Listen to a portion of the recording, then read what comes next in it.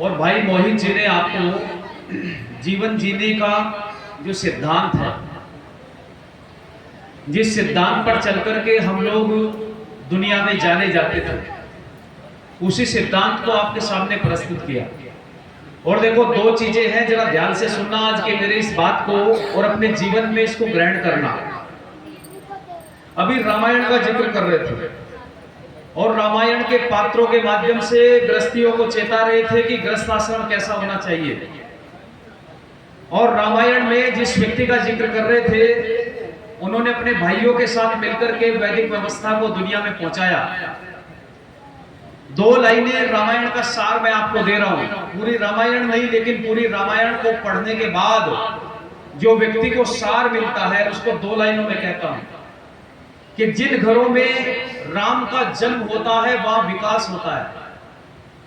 ध्यान से सुनिए, जिन घरों में राम का जन्म होता है वहां बोलो विकास होता है, और जिन घरों में मंथरा का प्रवेश होता है वहां विनाश होता है। जिन जिन घरों में भी मंथरा का प्रवेश हो गया वो घर घर नहीं रहते, क्या बन जाते बोलो? नरक बन जाते। यानी पूरी रामायण की इस कहानी के पीछे आप विचार और दृष्टि दौड़ा करके देखेंगे तो मंथरा ने एक स्त्री होते हुए एक स्त्री के दिमाग को कैसे भ्रमित किया और कैसे वनवास हुआ, और पूरी कहानी आप लोग जानते हैं।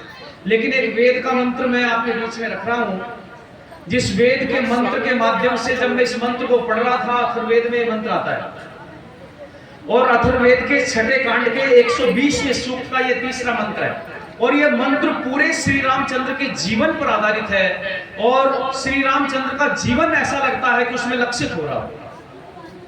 मैंने राम ने उस मंत्र को पढ़ा हो, उस पर आचरण किया हो और उसको अपने जीवन में ग्रहण किया हो, और पूरे परिवार की कल्पना उस मंत्र में की गई। और मंत्र कोई सामान्य नहीं, मंत्र कहता है यत्र सौहार्दा सुकृतो मदन्ति विहाय रोगम तन्वो स्वयाया अश्वर लोना अंगैर हुदा यत्र पित्रो च पुत्रान। वेद का एक मंत्र है। अब इसकी हिंदी बताता हूं मैं आपको। मंत्र कहता है यत्र सौहार्दा सुकृतो, यानी जहां अच्छे मन वाले, अच्छे विचार वाले, पवित्र हृदय वाले लोग रहते हैं वहां पर मदन्ते विहाय अर्थात सुख और आनंद प्राप्त होता है। जहां लोगों के विचार आपस में मिले रहते हैं, जहां भाई भाई की बात मानता है, पिता पुत्र की बात मानता है, पुत्र पिता की बात मानता है, आपस में परिवार में सामंजस्य है, कलह नहीं है, द्वेष नहीं है, एक दूसरे से ईर्ष्या नहीं है, उसी का नाम स्वर्ग है। स्वर्ग कहीं आकाश में बोलो नहीं, इसी पृथ्वी पर स्वर्ग। लेकिन आपस में विचार मिले हुए होने चाहिए। तो आप विचार करके देखो, श्री रामचंद्र के पूरे जीवन में आपको पता चलेगा कि आपस में कैसे विचार मिलकर के चलते हैं। एक भाई दूसरे भाई से कितना स्नेह करता है, प्रेम करता है, ये रामायण हमको सिखाती है। और रामायण हमको ये भी सिखाती है कि गृहस्थ मजबूत कैसे बनता है। आप विचार करके देखिए, हमारे यहाँ ऐसी व्यवस्था होती थी कि जब आपस में लड़ाई होती थी ना, परिवारों में लड़ाई झगड़ा हो जाता था तो लड़ाई बच्चों के सामने नहीं करते थे। अच्छा बताओ, माता कैकेयी जो है वो रुष्ट हो गई थी महाराज दशरथ से, नाराज हो गई थी, तो वही लड़ने लगी थी क्या? कहां गई थी नाराज होकर? किस स्थान पर गई थी? यानी रामायण के अंदर अयोध्या में एक ऐसा घर बनाया जाता था जिसको कहा जाता था कोप भवन। क्या कहा जाता था? कोप भवन।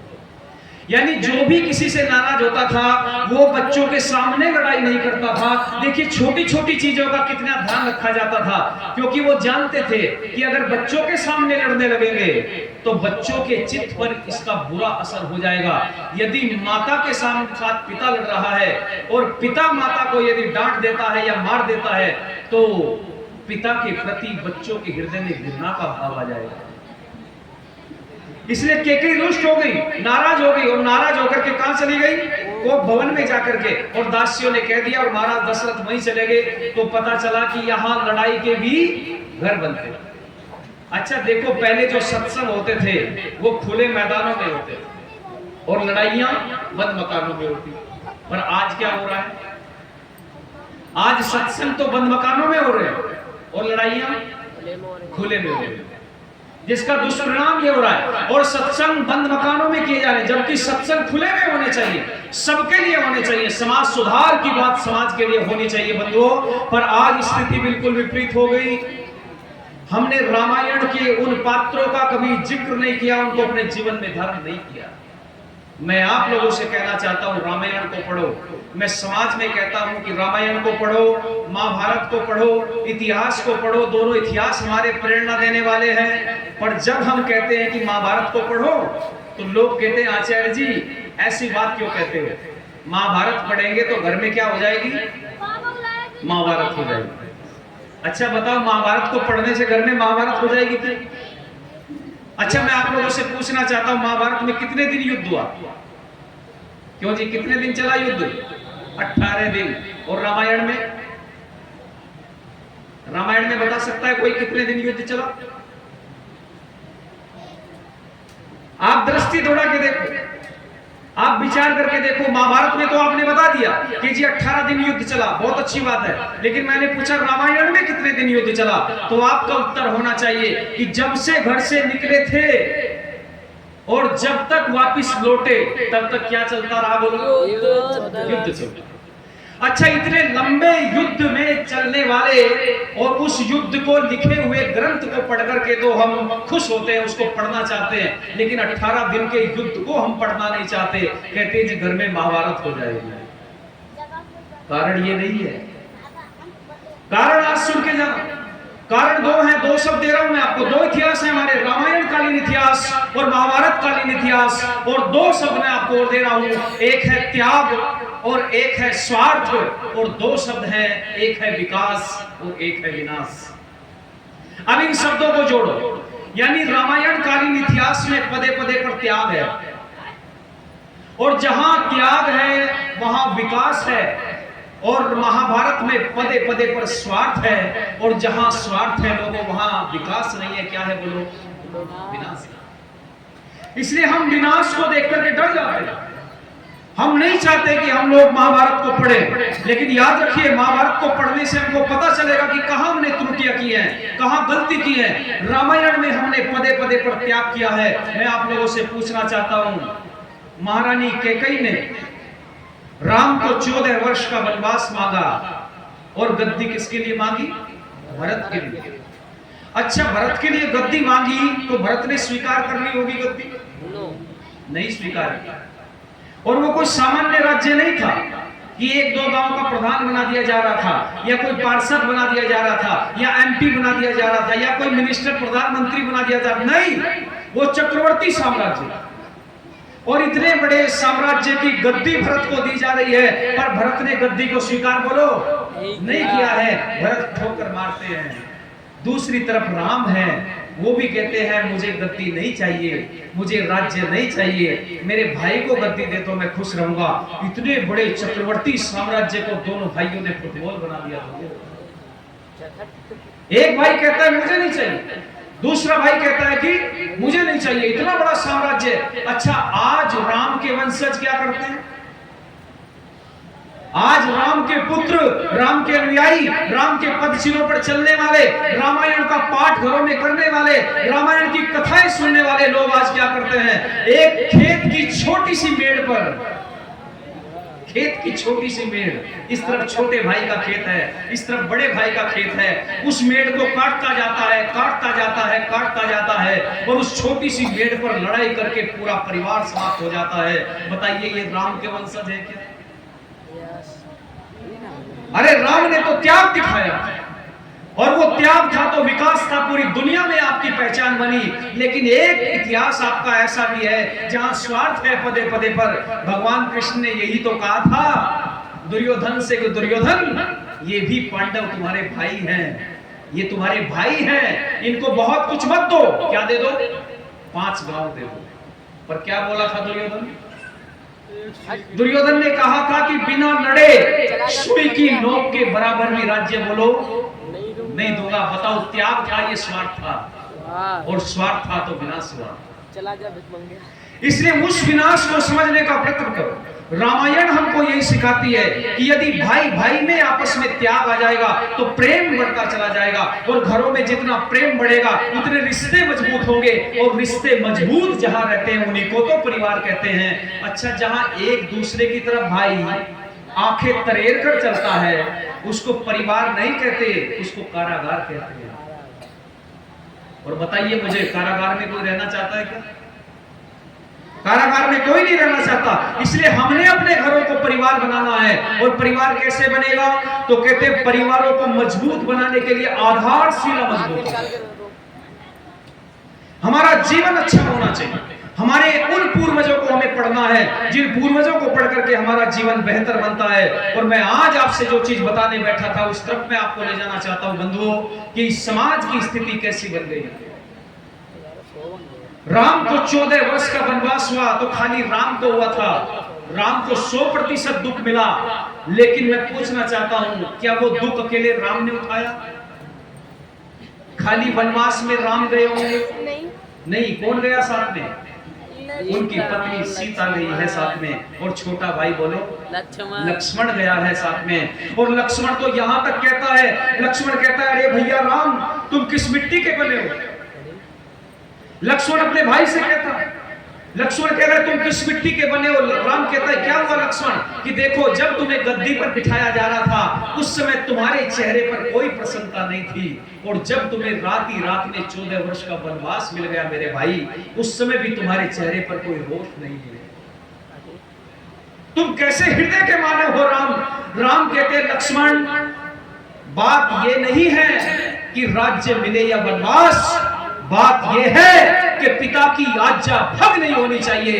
पिता की आज्ञा का उल्लंघन किसी भी स्थिति में बोलो नहीं चाहिए। ऐसे मातृपुत्री पिता की आज्ञा का पालन करने के लिए एक बच्चा 14 वर्ष का वनवास काटता है। आज आप विचार करके देखो, और ये एक उदाहरण नहीं है भारतीय इतिहास में, हमारे पास सैकड़ों उदाहरण ऐसे हैं जो मैं आपको बता सकता हूं। भारतीय संस्कृति में, भारतीय इतिहास में एक श्री रामचंद्र ऐसे उदाहरण नहीं है जिन्होंने पिता की आज्ञा पालन करके वर्षों का वनवास काटा है। एक बच्चा ऐसा आर्यवर्त की संस्कृति में नहीं है। ऐसे सैकड़ों उदाहरण मैं आपको दे सकता हूं जिन्होंने अपने पिताओं की आज्ञा का पालन करते हुए अपना बलिदान दिया। एक उदाहरण देकर के छोटा सा आगे बढ़ता हूं, ध्यान से सुनना जरा। 6वीं शताब्दी के आसपास एक ऐसा विद्वान हुआ जिसकी दुंदुभी पूरे भारतवर्ष के अंदर गूंजती थी। संस्कृत का बड़ा भारी विद्वान, और उनके समकक्ष उस समय कोई विद्वान ठहरता नहीं था। आप सब जानते हो संस्कृत साहित्य में उनका बड़ा नाम बड़े आदर और सम्मान के साथ लिया जाता है, जिनका नाम था महाकवि भारवी। कितने लोग जानते हैं? बहुत सुनो।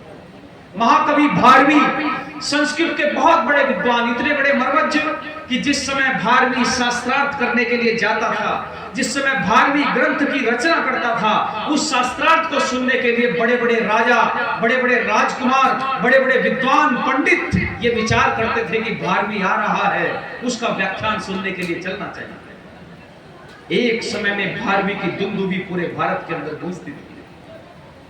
और आप आश्चर्यचकित हो जाएंगे, जब भारवी शास्त्रार्थ जीत करके घर आता उस समय उनकी मां थाली लेकर के, थाली में दीपक रख के आरता उतारा करती थी अपने बेटे का, और ये कहती थी मेरे बेटे भारवी, तूने मेरा मस्तक ऊंचा कर दिया है, आज पूरे विश्व में तेरी दुंदुभी गूंज रही है, तेरे समान इस समय कोई दूसरा बड़ा विद्वान नहीं है संस्कृत का, तू तो बहुत बड़ा पंडित है रे, तूने मेरी लाज, मेरे दूध का कर्ज चुकाया है, मेरा मान बढ़ाया।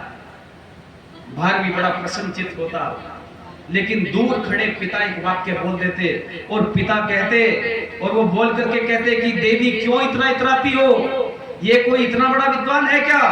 ये कोई बड़ा विद्वान नहीं है, इसके जैसे विद्वान तो भारतवर्ष की गलियों में बहुत घूमते।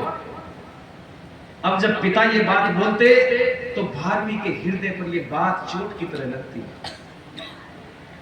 भारवी सोचते कि ये मेरे पिता हैं जो मुझसे ईर्ष्या करते हैं, मैं इतना बड़ा शास्त्रार्थ जीत के आया हूं, मैंने इतने बड़े ग्रंथों की रचना की है, मेरे पिता मेरी बड़ाई क्यों नहीं करते हैं? सारा जगत मेरी बड़ाइयां गाता है, लेकिन मेरे पिता मुझसे ईर्ष्या करते हैं, द्वेष करते हैं। भारवी के मन में आ गया। अब जब भारवी के मन में ये बात आई, भारवी ने उसको दबा लिया। फिर भारवी अलग अलग तरीके के शास्त्रार्थ, और मैं आपको बताता चलूं, संस्कृत साहित्य में 6 बड़े महाकाव्य लिखे गए। उन महाकाव्यों में इस भारवी के एक ग्रंथ की रचना होती है जिसका नाम है किरात अर्जुनियम। बहुत बड़ा ग्रंथ है, कभी आपको मिले पढ़ने का मौका तो जरूर पढ़िएगा। ये भारवी लिखते हैं और भारवी कहते हैं मेरे पिता को ईर्ष्या हो गई, और कहते अगली बार अब की बार बहुत बड़ा शास्त्रार्थ जीत के आए। अब जब आए तो माता ने वही काम किया, आरती उतारी, थाल उतारी, और अब की बार जब वो बड़ाइया गाने लगी तो पिता फिर कहने लगा अरे क्यों इतराती हो, ये भारवी इतना बड़ा विद्वान नहीं है, इसके जैसे तो बहुत विद्वान भारत में घूमते हैं। बस अब तो भारवी को क्रोध आ गया, और इतना क्रोध मन में जगा कि भारवी ने विचार किया मन में कि एकमात्र व्यक्ति भारत में ये मेरा पिता है जो मुझसे द्वेष करता है। भारवी के विरोध में एक भी व्यक्ति नहीं है जो भारवी की प्रशंसा न करता हो, जो भारवी की बड़ाइयां न गाता हो, जो भारवी की विद्वत्ता की बात न मानता हो। केवल एक ही पिता है। यदि इस पिता की हत्या कर दूं तो फिर कोई भी मेरा विरोध करने वाला इस संसार में बोलो नहीं रहे। सुनना जरा आनंद आएगा। भारवी के मन में आया, इतना क्रोध भारवी को आ गया कि मेरा पिता ये मेरा विरोध करता है, मुझसे ईर्ष्या करता है। जब भी मैं जीत के आता हूं या कोई ग्रंथ लिखता हूं, श्लोक का निर्माण करता हूं, तब ये कहता है कि देख रखे हैं तेरे जैसे विद्वान, तेरे जैसे बहुत विद्वान भारत की गलियों में घूमते हैं। यदि मैं इसकी हत्या कर दूं तो मेरे सामने का कांटा निकल जाएगा, और फिर भारवी का कोई विरोध करने वाला दुनिया में बोलो नहीं होगा। और ये विचार मन में आया, इतना क्रोध पनप रहा था। और कहते हैं, शास्त्र कहते हैं, कृष्ण कहते हैं इस बात को क्या कि क्रोधात् सम्मोह भवति, क्रोधात् भवति सम्मोह, सम्मोहात् स्मृति भ्रमः, स्मृति भ्रमात् बुद्धि नाशो, बुद्धि नाशात् प्रणश्यति। जब जब व्यक्ति में क्रोध बढ़ता है तो सम्मोहन जगता है, जब जब सम्मोहन बढ़ता है तो स्मृति भ्रंश हो जाता है, स्मृति का नाश हो जाता है, और जब स्मृति भ्रंश हो जाता है तो बुद्धि का नाश हो जाता है, और जब बुद्धि नष्ट हो जाती है लोगों, उस समय कहते हैं व्यक्ति अपने प्राणों को संकट में डाल देता है। कहते हैं आज भारवी को क्रोध आ गया, और भारवी ने विचार किया कि मैं अपने पिता को समाप्त करूंगा, और एक कुल्हाड़ा लेके आए, चमचमाता कुल्हाड़ा, और रात में लाकर के उस कुल्हाड़े को भोजन किया। भोजन करने के पश्चात कुल्हाड़े को लेकर के चारपाई में और बिस्तर में लेट गए। अब आप सुनोगे ना आगे का जीवन चरित्र तो आपको पता चलेगा कि कैसा व्यक्तित्व था यहाँ के लोगों का।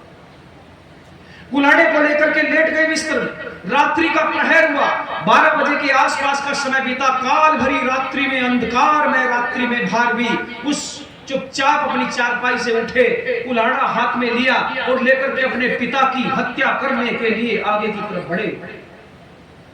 और जब आगे की तरफ बढ़े लोगों, तो पिता और माता जिस कमरे में लेटे हुए थे उसके दरवाजे पर जाकर के ठहर गए। अब भारवी ने देखा अंदर से फुसफुस की आवाज आ रही है, ऐसा लग रहा है कि 2 व्यक्ति आपस में बात कर रहे हैं।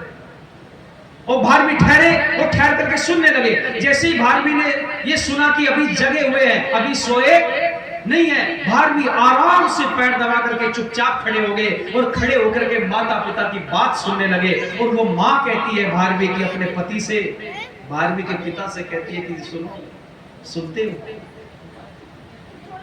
भारवी के पिता कहने लगे श्रीधर, वो बोले कि देवी क्या बात है, इतनी रात्रि में अब सोने का समय हो गया, क्या कहना चाहती हो? भारवी की माँ कहती है कि सुनो जी, मेरे हृदय में वर्षों से कांटा है जो चुभ रहा है।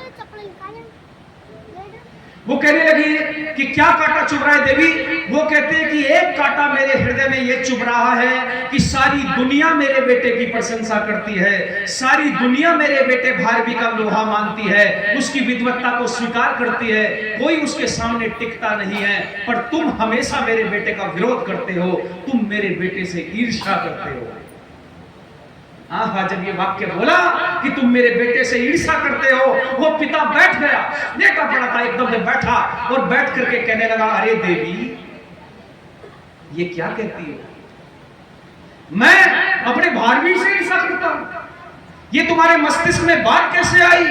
क्या तुमने मुझे पहचाना नहीं है कि तुम बहुत ईर्ष्या करते हो, तुम कभी मेरे बेटे की बड़ाई नहीं करते? और वो कहता है भारवी का पिता कि देवी तुम जानती नहीं हो, जब मैं गलियों से गुजरता हूं, इस गांव की गलियों से गुजर के आगे पीछे आता जाता हूं और मेरे कानों में ये शब्द पड़ते हैं कि वो देखो उस विद्वान भारवी का पिता जा रहा है। देवी तुम जानती नहीं हो, मेरा हृदय 6 इंच ऊंचा हो जाता है, चौड़ा हो जाता है। मैं अपने बेटे पर बड़ा गर्व करता हूं, तुम इस बात को जानती नहीं। आहा, जब ये वाक्य बोला तो फिर वो देवी कहती है कि मुझे तो लगता है कि इतनी ईर्ष्या आप करते हो, कभी उसकी बड़ाई नहीं करते।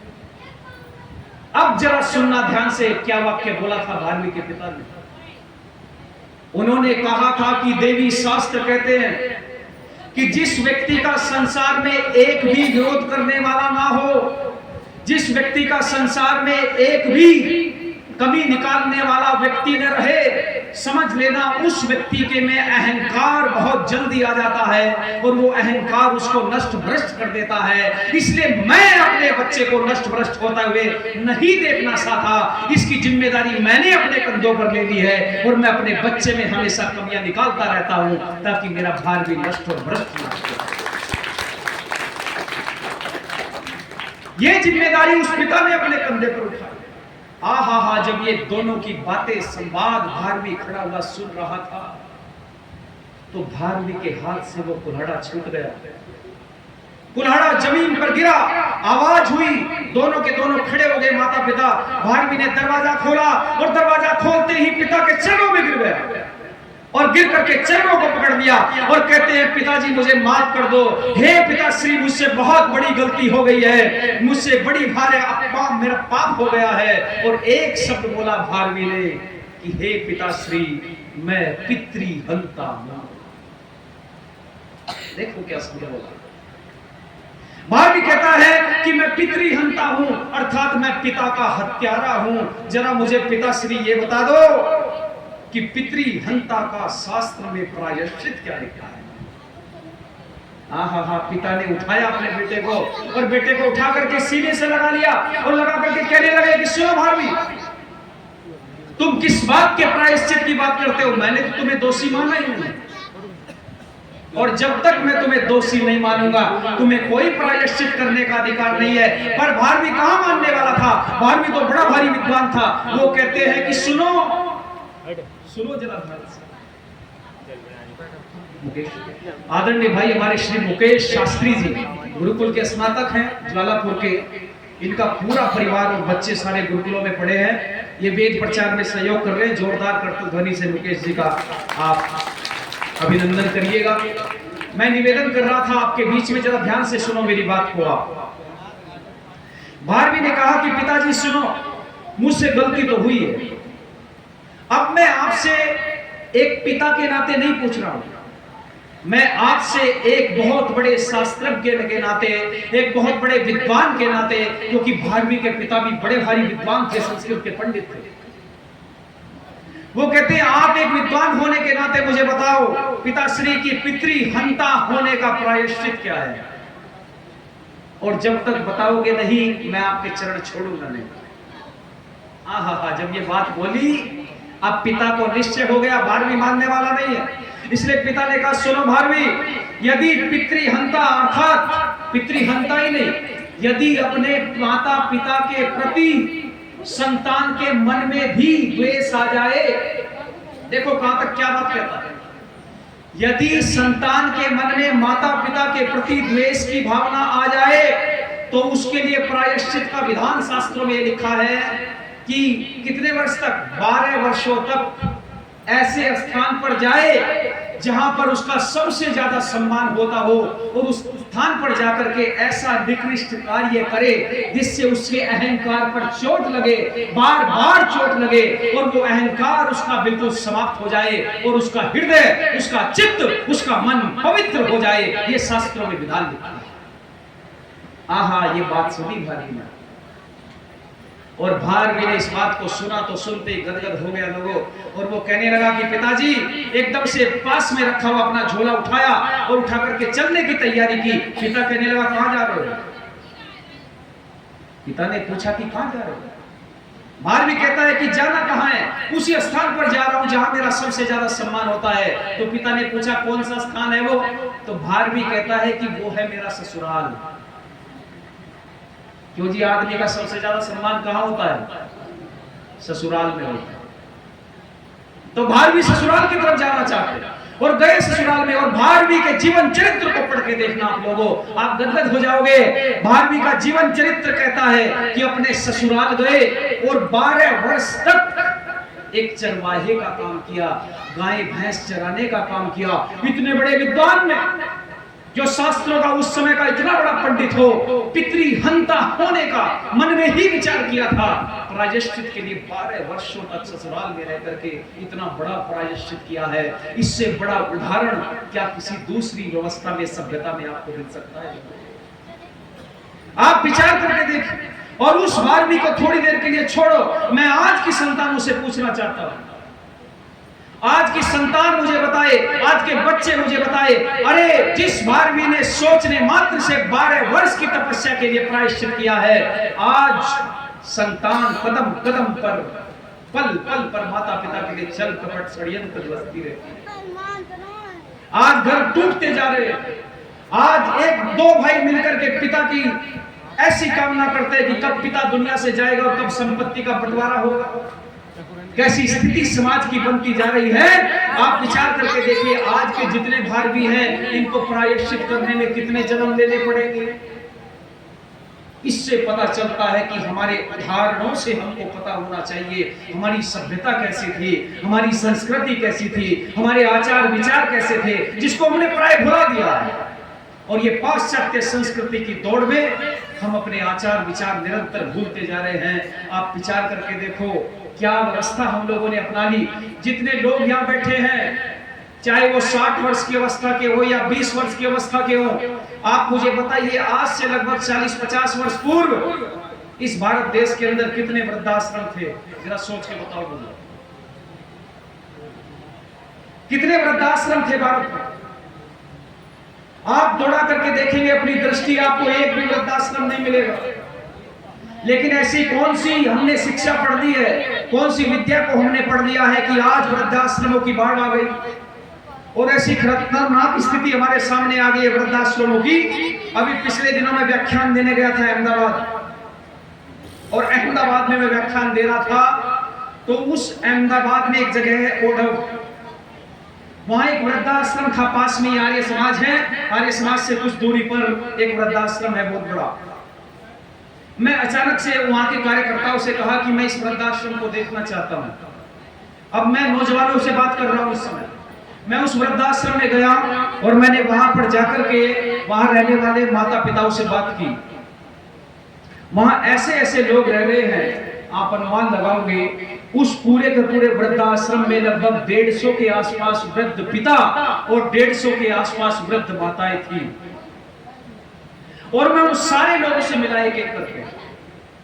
मैंने सारे लोगों से बातचीत की, सारे लोगों से मिला, उनके सुख दुख को जाना, और मैंने एक चीज, एक निचोड़ मैंने वहां पर निकाला कि उस वृद्धाश्रम में रहने वाले 300 लोगों में से एक भी वृद्ध पिता, एक भी वृद्ध माता उस व्यक्ति की नहीं थी जो खेत में काम करने वाला किसान है, उस व्यक्ति की नहीं थी जो मजदूरी करने वाला मजदूर है, उस व्यक्ति की नहीं थी जो एक समय का भोजन, 2 समय का भोजन कमाता है, खाता है। वहां उन लोगों के माता पिता दुर्गति से जीवन जी रहे हैं, जिनके बेटे IAS अधिकारी हैं, जिनके बेटे IPS अधिकारी हैं, जिनके बेटे बड़े बड़े डॉक्टर हैं, जिनके बेटे चार्टर्ड अकाउंटेंट हैं, जिनके बेटे विदेशों में करोड़ों का पैकेज ले रहे हैं। ऐसे बच्चों के माता पिता वृद्धाश्रमों में जीवन काट रहे हैं।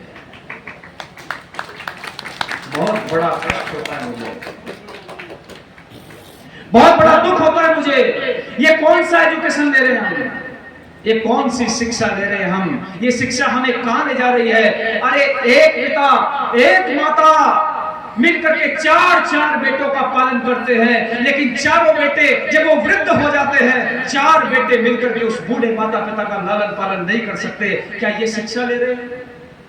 हमें सीखना पड़ेगा, हमें जानना पड़ेगा। और एक माँ तो ऐसी मिली मुझे वहां लोगों, नौजवान बच्चों, उस माँ के पास जब मैं बैठा तो उस माँ ने कहा कि बेटे यहां कोई आता ही नहीं हमसे बात करने। आज तू आया है, बहुत अच्छा लगा। और उस माँ ने मुझे गले से लगा लिया। मैं उसके पास बैठा, मैंने पूछा माता जी आप कैसे आई है? तो उन्हें कहने लगी मेरी बड़ी दारुण व्यथा है बेटा।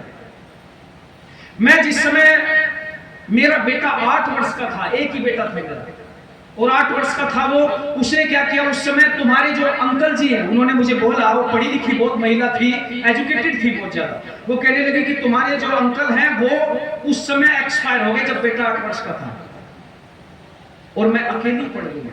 मेरे पास पैसे नहीं थे, मेरे पास धन नहीं था, कुछ नहीं था, बस एक मकान था जो बना हुआ था, वो शहर में था। तो मैंने क्या किया कि अपने बेटे को, कुछ लोगों ने मुझे कहा कि ये बेटा यहाँ रहेगा, पिता का साया है नहीं सर पे, तो क्या होगा, ये गलत संगति में लग करके इसका पूरा जीवन बिगड़ जाएगा और तुम्हारा भी जीवन बेकार हो जाएगा, इसलिए इस बच्चे को हॉस्टल में भर्ती करा दो। और मैंने उन लोगों की बात मान ली और हॉस्टल में भर्ती करा दिया। बहुत महंगा पढ़ाई, बहुत महंगा खर्च, मैंने अपने सारे गहने बेचे, जेवर बेचे, सब कुछ बेचा मैंने, बच्चे की पढ़ाई लिखाई पूरी की, बच्चा बड़ा होता चला गया, खर्चा बढ़ता चला गया, मेरे पास कुछ नहीं था, एक घर था वो भी मैंने गिरवी रख दिया, एक घर था वो भी मैंने लाला के यहाँ गिरवी रख दिया, उससे पैसे मैंने बच्चे की पढ़ाई पर लगाए। चिट्ठी लिखता था बच्चा, पत्र लिखता था बच्चा, मेरा हालचाल पूछता था, मुझसे बात करता था, मुझे अच्छा लगता था, मुझे लगता था कि आज मैं जो भी कर रही हूँ मेरा बेटा बुढ़ापे में मेरी लाठी का सहारा बनेगा। लेकिन एक समय ऐसा आया कि 2 महीने बीत गए, मेरे बेटे का कोई पत्र नहीं आया। मैं घबरा गई, मेरे बच्चे को हुआ क्या? मैं हॉस्टल में गई दौड़ी दौड़ी, और मैंने वहां जाकर के देखा कि मैंने जाकर के जो सुना, मेरे पैरों के नीचे की जमीन निकल गई। जिस बेटे के लिए मैंने अपना गहने, अपने जेवर, अपना घर तक गिरवी रख दिया, जिस बेटे की पढ़ाई का खर्च उठाने के लिए मैंने दूसरों के मकान पर जाकर के मजदूरी की है, उससे जो पैसा आया, एक समय का खाना खाया, और मैंने वो सब पैसा जोड़ करके अपने बच्चे की पढ़ाई में लगाया। और मुझे वहां पता चला कि वो बेटा, इस नाम का बच्चा तो इस गुरुकुल में पढ़ने वाली, हॉस्टल में पढ़ने वाली लड़की से शादी करके चला गया। ये जो सह एजुकेशन है, को एजुकेशन है, सह शिक्षा एक ऐसे समाज को तोड़ रही है। बच्चे ने बिल्कुल भी परवाह नहीं की, तेरे पीछे तेरी माँ है, तेरा पिता दुनिया में नहीं है, वही हॉस्टल में पढ़ने वाली लड़की से शादी की और माता को भूल गया और वहां से चला गया। आहा, वो बुढ़िया माता रोती है, बहुत परेशान होती है, और वो कहती है कि मेरे बेटा कभी भी यहाँ आए या किसी को मिले तो एक बात उससे जरूर कहना कि तुम्हारी माँ तुम्हारा इंतजार कर रही है। और बेटा, मैं उस घर पर गई, और जैसे ही मैं उस घर पर गई, वहां जाकर के मैंने देखा वहां लाला बैठा हुआ था, उसका ब्याज बहुत बढ़ गया था। उसने कहा कि ये घर अब मेरा हो गया है, तुम्हारा नहीं है। उसने बांह पकड़ के मुझे घर से बाहर निकाल दिया। वो कागज लाला के पास चले गए, मैं कहाँ जाती। कुछ तेरे जैसे भले नौजवानों ने मुझे कहा कि माँ, हम तुझे एक स्थान पर लेके चलते हैं, और वो मुझे इस ओल्ड एज होम में छोड़कर चले गए, इस वृद्धाश्रम में छोड़कर चले गए हैं। मैं यहाँ बहुत दुर्गति में जीवन बिता रही हूँ बेटे, कहीं तेरी आवाज मेरा बेटा सुने तो मुझसे एक बार मिलने आ जाए। आहा, उस माँ की घटना को सुन करके मैं रो दिया उस दिन। और मैंने कुछ पंक्तियां आपके बीच में प्रस्तुत कर रहा हूँ, अच्छी लगे तो हर उस बच्चे को चेताना चाहता हूँ जो अपनी माता पिता से दूर भागता है, उस हर बहू को मैं कहना चाहता हूँ, उस हर बेटी को कहना चाहता हूँ कि घरों को बचा लो, इन घरों को अच्छा बना लो। वो माँ जिसने अपना पूरा जीवन संतान के निर्माण में लगाया, वो बुढ़ापे में सेवा चाहती है, उसकी सेवा कर लो। और कैसी स्थिति परिवार की बनती है, ध्यान से सुनना जरा पड़ेगा। क्या कहती है? बेटा चिट्ठी लिखते रहना, चंदा चिट्ठी लिखते रहना, बेटा चिट्ठी लिखते रहना, चंदा चिट्ठी लिखते रहना, तेरा पता सार मिल जाए और भला मुझको क्या कहना। बेटा चिट्ठी लिखते रहना, चंदा चिट्ठी लिखते रहना, तेरी याद जब खो जाती हूँ, बेटे भूखी सो जाती हूँ, तेरी याद जब खो जाती हूँ, बेटे भूखी सो जाती हूँ, खाली चूल्हा सूने बर्तन, तेरे बिन सोना है आंगन, क्या तुझको भी याद आता है इस आंगन में खेला बचपन। पढ़ लिख कर तू हुआ सयाना, भूल गया वो गाँव पुराना। सूने घर में दिल नहीं लगता, सूने घर में दिल नहीं लगता, बेटे मेरी बहू से कहना चंदा चिट्ठी लिखते रहना, बेटा चिट्ठी लिखते रहना। 5 दिनों से रिताब चढ़ा है, बूढ़े शरीर में दर्द बढ़ा है। 5 दिनों से रिताब चढ़ा है, बूढ़े शरीर में दर्द बढ़ा है। कैसे लाऊं दवा वैद्य से, बेटा सर पे कर्ज चढ़ा है। कर्ज मांगने आता है लाला, कैसे छिपाऊं अपना दिवाला। आत्मा कांपती है बेटा डर से, लाला की नजरें हैं घर पे। घर की कैसे करूं नीलामी, तेरे बाप की एक निशानी। बिक चुका है एक एक गहना, बिक चुका है एक एक गहना, पर तू बेटे सुख से रहना, चंदा चिट्ठी लिखते रहना, बेटा चिट्ठी लिखते रहना। दिवाली में घर चमक रहे, और माँ देखो किस हद तक सोचती है।